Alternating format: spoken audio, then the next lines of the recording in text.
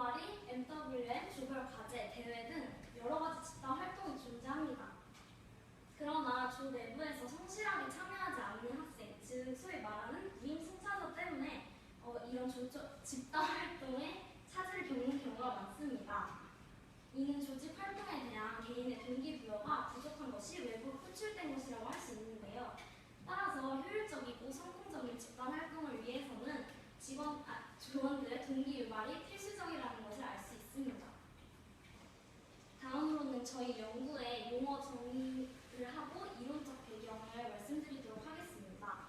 우선 동기 유발이라는 것은 한 개인으로 하여금 목표 달성을 위해 행동을 하도록 자극을 부여하고 그 자극에 따라서 구체적인 행동을 할 수 있도록 하고 그 행동을 지속할 수 있도록 하게 하는 것을 의미합니다.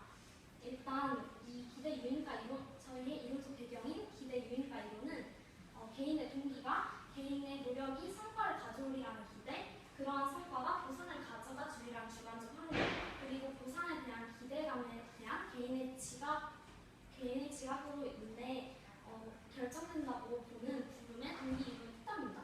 그리고 이 각각 세 가지는 기대성, 도구성, 유인가라는 용어로 정의될 수 있습니다. 다음으로 이것은 방금 설명드린 이론적 배경을 도식화한 것인데요. 더 쉬운 예를 들어보겠습니다. 예를 들어서 만약에 영어 수업 시간에 조별 과제가 있다고 하면은 자신이 투여한 노력이 그만큼 좋은 과제물로 나올 것이라는 기대가 바로 기대성입니다. 그리고 여기서 자신의 과제물이 바로 성과가 되는 것이고요. 그 다음에는 이 성과가 선생님으로부터의 칭찬 혹은 성취감과 같은 보상으로 이어질 것이라고 추측하는 그런 믿음이 도구성입니다. 그래서 여기서 선생님의 칭찬이나 자신의 성취감 이런 것들이 보상에 속합니다. 그리고 마지막으로 그 보상이 가지는 매력 정도, 자신의 중요한 가치, 그것을 의미하는 게 유인가입니다. 다음 저희가 조사한 선행 연구에 대해서 발표드리겠습니다. 먼저 첫 번째 논문을 보시면 첫 번째 논문이 이론의 타당성 연구, 개인 간 모형과 개인 간 모형의 비교 논문에서 따르면 부름의 기대 이론이 조직 구성원의 동기부여를 이해하는데 가장 적합한 이론이고, 또한 그 동기 유발 요인을 측정하는데 이 논문에서는 미첼과 네비카의 이런 12가지 보상을 토대로 그 요소를 결정하였습니다. 따라서 저희는 부름의 기대 유인가 이론을 선택하였고, 또 저희가 설문조사를 진행할 때 그 동기부여 요인을 이 미첼과 네비카의 그 12가지 보상 중 5가지를 선택하여 설문조사를 진행하였습니다. 다음 근로의욕과 가치 추구 논문에 따르면 근로의욕과 가치 추구 논문에서는 부름의 기대 유인가 이론을 토대로 해서 설문지를 통해 기대성, 도구성, 유인가를 측정하고 또 설문조사 응답 정도를 1커트 5점 척도를 이용하여 나눴습니다. 그래서 따라서 저희도 이러한 방법을 근거해서 설문조사를 진행했습니다. 네, 마지막은 조직 구성원의 동기부여 활용 방안에 관한 연구 논문이었습니다. 이 논문을 통해서 저희는 여러 기업과 군대 조직에서 쓰인 기대 유인가 이론이 적용된 동기 유발 사례를 확인해 볼 수 있었습니다. 저희는 그 기업들의 동기 유발 전략을 크게 4가지로 나누었습니다. 첫 번째 전략은 개별 평가 진행입니다. 일본의 닛산 자동차 같은 경우에는 개인 공적 보상 제도를 이용해서 특별히 이용해서 개인별로 공적에 있는 동업원에게 추가 수당을 지급해서 개별 평가를 진행하였고, 이를 통해 직원들의 성취감, 도덕성 값을 증대시켜 직원들을 동기부여시키고 있었습니다. 두 번째 전략은 칭찬을 통한 사기 진작입니다. 그 예시로 데이터 제너럴 기업에서는 매년 우수 직원을 선정해서 탑10을 선정하였고, 이를 통해 칭찬해줌으로써 직원들의 칭찬 도구성 값을 증대시켜 직원들을 동기부여시키고 있었습니다. 또한 국내 P기업에서도 팀원 기살리기 운동이라는 그런 운동을 진행해서 직원들에 대해서 임원들이 칭찬해주고 또 직원 각자들끼리 칭찬해주는 이런 운동을 진행해서 직원들을 동기부여시키고 있었습니다. 세 번째 전략은 인파워먼트 전략입니다.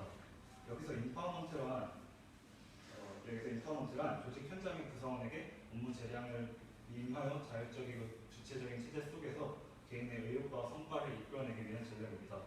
즉 개인에게 자율성을 부여하는 전략이라고 보시면 됩니다. 그래서 딜리아드, 디파트먼트 스토어 같은 기업에서는 본점에서 프랜차이즈 매장에 매장 설치 권한을 부여하여 매장에서 일하는 현장 직원들이 좀 더 자유롭게 각자 원하는 매장의 전략을 실행할 수 있도록 하였고, 국내 H 반도체 기업 같은 경우에는 현장 사원에게 정결 권한과 예산 집행권 등을 부여하여 직원들의 성취감 도구성을 증대시켜 직원들을 동기부여시키고 있었습니다. 네, 그리고 마지막 네 번째 전략은 즉각적인 평가를 통한 공정성 제고입니다. 그래서 12연대 본부 같은 경우를 보시면 상벌점 제도를 통해서 타 기업과는 달리 타 기업들이 연말 평가를 진행하는 것과는 달리 그 개인의 행동에 즉각적으로 평가를 내리고 있었고, G사의 장기 보상 제도 같은 경우에도 다른 기업들이 1년 단위로 평가를 진행하던 것을 3개월 주기로 그 평가를 단축시켜 즉각적인 평가를 진행하였습니다. 이 두 기업의 즉각적인 평가는 평가 과정의 공정성을 증대시켰고, 이는 직원들의 좋은 평가 도구성 값의 증대로 이어져 직원들의 동기를 유발시키고 있었습니다. 네, 다음은 조사 절차 및 분석 방법입니다. 부름의 기대 유인가 이론에 따르면 동기 유발 값이란 기대성, 도구성, 유인값을 곱한 값입니다. 이 세 요소 중에서 기대성이란 개인이 노력을 하면은 원하는 결과물이 나올 것이라고 생각하는 것입니다. 이는 보상과는 관련이 없기 때문에 도구성이나 유인가와 같이 개인의 주관적 보상에 따라 구분하여 조사를 실시하지 않았습니다. 여기서 말하는 개인의 주관적 보상이란 앞서 언급했다시피 니체가 레베카가 제시한 12가지 보상 요소를 참고한 것으로 저희는 총 5가지 성취감, 자신감, 좋은 성적, 외부로부터의 칭찬 및 인정, 내부로부터의 칭찬 및 인정을 설정하였습니다. 여기서 말하는 외부란 선생님을 뜻하고 내부란 조별 과제를 같이 실시하는 동료로서 동급생이나 선배를 뜻합니다. 네, 저희는 리커트의 5점 척도를 활용한 설문조사를 통해 공교 2학년 학생 총 189명 중 142명을 대상으로 조사를 실시하였는데, 이적 특성에 따른 조사 대상자의 수는 다음과 같습니다. 네, 이렇게 조사한 결과를 바탕으로 저희는 도구성과 유인가의 평균값을 구했습니다. 그 후 부름의 기대 유인가 이론에 있는 그 수식에 대입하여 최종 동기 유발값을 구하였습니다. 여기서 말씀드리고 있는 도구성과 유인가 평균값은 좀 이따 표를 보면서 좀 더 상세하게 설명드리겠습니다. 네, 저희는 앞서 선행연구를 통해서 외부의 작용으로는 기대성과 유인가 값이 증대가 불가능함을 알았습니다. 그래서 도구성 값 증대에 저희는 집중을 하였습니다. 이렇게 도구성 값밖에 올리지 못하는 상황에서는 높은 유인가 값을 가진 보상에 대한 도구성 값 증대가 필요합니다. 왜냐하면 낮은 유인가 값을 가진 보상에 대한 도구성 값을 증대하였을 때에 비교하여 부름의 기대 유인가 이론의 그 수식에 대입하면은 이것이 훨씬 더 곱했을 때 큰 값을 갖기 때문입니다. 네, 저희는 그래서 앞서 말씀드렸듯이 우리 학교 학생들의 기대성, 도구성, 유인가 값을 측정하였고, 그를 곱하여 동기 유발 값을 측정하였습니다. 네, 그래서 먼저 기대성에 대해서 알려드릴 건데, 그 전에 아까 그 평균값 구하는 법을 여기서 좀 자세히 설명하자면, 저희는 각 문항의 문항 점수와 그 응답자 수를 이렇게 각각 곱해서 그 5가지의 값을 이렇게 더해서 저희가 조사한 전체 학생 142명으로 그 수를 나눠 평균값을 구하였습니다. 그래서 기대성을 잠깐 보면은 응답자 수가 그 크다라고 응답한 학생이 112명으로 가장 많았고, 중간이다, 매우 크다 그 순서가 뒤를 이었습니다. 네, 다음은 도구성입니다. 도구성과 유인가 같은 경우는 아까 말씀드렸듯이 저희는 5가지 요인으로 나눠 측정하였습니다. 그래서 여기서 보시면 알 수 있듯이 성취감, 자신감, 외부로부터의 칭찬, 내부로부터의 칭찬은 모두 매우 크다의 값이 제일 매우 크다라고 응답한 학생이 가장 많습니다. 하지만 좋은 성적과 같은 경우에는 56명으로 크다라고 응답한 학생이 가장 많았습니다. 네, 다음은 유인가입니다. 유인가 같은 경우에는 성취감, 좋은 성적에 비교적 매우 크다라고 응답한 학생이 다른 요인에 비해서 많다는 것을 알 수 있습니다. 연구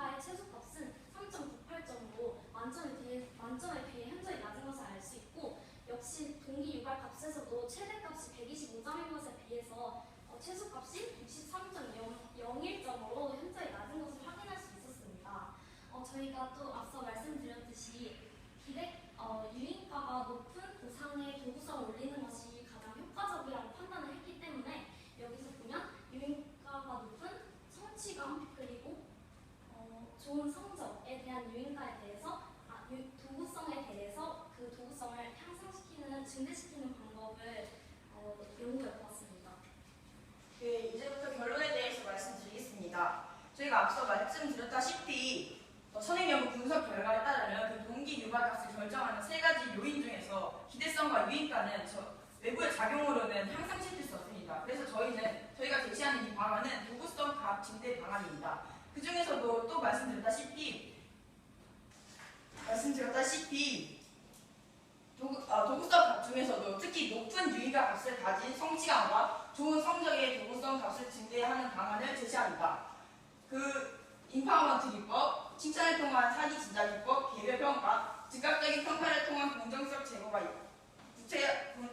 제고로 구체화할 수 있습니다. 먼저 성취감의 도구성 값 증대 방안으로는 인파워먼트 기법을 사용하는 방법이 있습니다.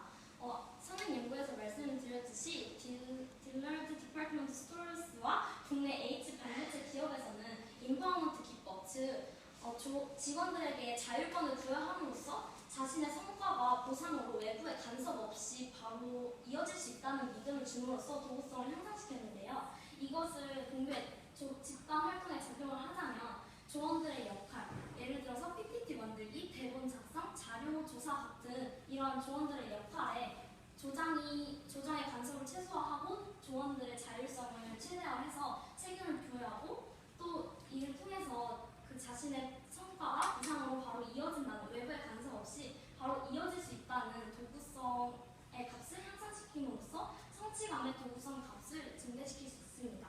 네, 다음은 칭찬을 통한 사기 진작 기법입니다. 일단 두 가지로 구체화할 수 있는데 탑10 대도라는 것은 앞서 선행 연구에서 말씀드렸다시피 데이터 제네럴에서 실시하고 있습니다. 이를 본교에 적용하면 내부로부터의 칭찬 및 인정 값을 높일 수 있을 뿐만 아니라 저희가 궁극적으로 목표하고 있는 바인 성취감 도구성 값 증대를 할 수 있습니다. 또 칭찬합시다 제도는 원래 국내 P기업에서 팀원 기살리기 운동의 일원으로 실시하고 있는 것인데 이를 통하여 그 기업에서는 근로의욕을 높일 뿐만 아니라 성취감을 높이고 있었습니다. 그래서 저희는 이를 본교에 적용하여 성취감 도구성 값을 증대할 수 있다고 생각하였습니다. 마지막으로 성취감 도구성을 증대시키기 위한 세 번째 방안은 팀 성과가 아닌 개별 평가를 진행하는 것입니다. 그래서 앞서 일산 자동차 기업에서 개인 공적 보상 제도를 이용하여 개별 평가를 진행한 것처럼 저희도 저희가 고대학교 그 조별과제 결과물 평가 시 팀 평가와 별도로 개별 평가를 진행해서 개인의 성과를 인정하게 되면 개인들은 자신의 성과나 노력이 잘 인식된다는 것을 깨닫게 되고 이는 개인들의 성취감, 도구성 증대로 이어질 것입니다. 그리고 저희가 증대시켜야 할 두 번째 요인인 좋은 성적의 도구성값 증대 방안에는 평가 과정의 공정성 제고가 있습니다. 그래서 앞서 조사한 그 12연대 본부와 G4는 각각 선거일선 제도와 단기 부상 제도를 통해 즉각적인 평가를 시행함으로써 평가 과정 공정성을 이끌어내고 있었습니다. 따라서 저희도 우리 학교 조별과제 평가 시에 좀 더 즉각적인 평가를 진행해서 결과물 발표 바로 평가를 진행한다면 학생들은 평가 과정에 대해서 좀 더 공정하다고 느끼게 될 것이고 이는 학생들의 성과가 좋은 성적으로 이어질 것이라는 학생들의 도구성 값 증대로 이어져 학생들은 좀 더 동기부여 될 것입니다. 감사합니다.